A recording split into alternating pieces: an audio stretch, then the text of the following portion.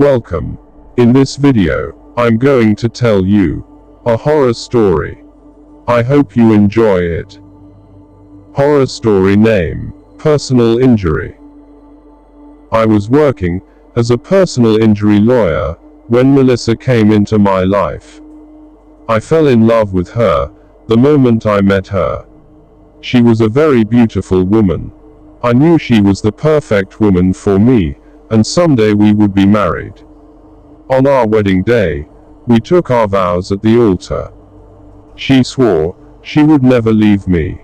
She would stay with me through thick and thin. I promised Melissa I would always take care of her. I would never let anything bad happen to her. I would always be there to protect her. When we came back from our honeymoon, we moved into a little bungalow outside town. I set up a law office, and Melissa took care of the house. Our married life was bliss, and we settled into a comfortable routine.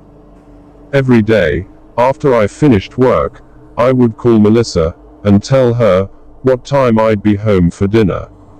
However, that all changed one evening when I called Melissa and she didn't answer the phone. That was the first indication I got that something was seriously wrong. When I arrived home, I was shocked to see the front door standing open. At that moment, I knew Melissa was in trouble. She needed me to protect her. I grabbed a hammer from under the car seat and rushed inside. I shouted, "Melissa, I'm home. Where are you, Melissa?" She didn't answer. There was an ominous silence. The kitchen was empty, and the dinner was burning on the stove. I turned it off and looked around. Everything was in disarray. Broken plates and smashed bowls were strewn about the floor. Gripping the hammer in my hand for protection, I searched the house, calling out my wife's name. I found her in the bedroom, lying on the floor. Her clothes were torn, her face was bruised and bloody, but she was still alive. I cried, "Melissa, what happened?" After she groaned, she said, "I don't know. A man broke in, he demanded money. When I told him I didn't have any, he started hitting me. He wouldn't stop hitting me. I couldn't fight him off. It hurt so much." I told her to try to calm her down. "Don't worry, I'm here now. Everything's going to be okay." I picked up my injured wife, and holding her in my arms, I carried her out to the car. Opening the door, I laid her down, as gently as possible in the back seat. Then, I hopped into the driver's seat, and we drove off towards town. She said, "We've got to go to the police."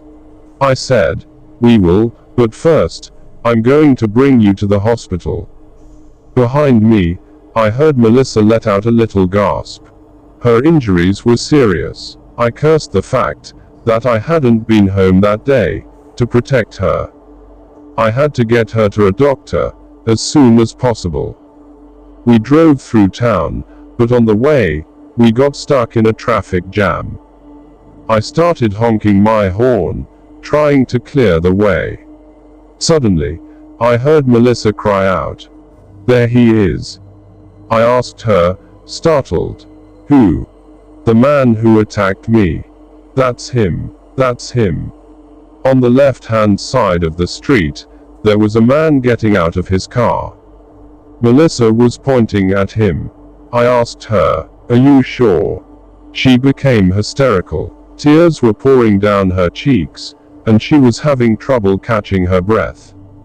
"That's him. That's him." I pulled over to the side of the road and parked the car.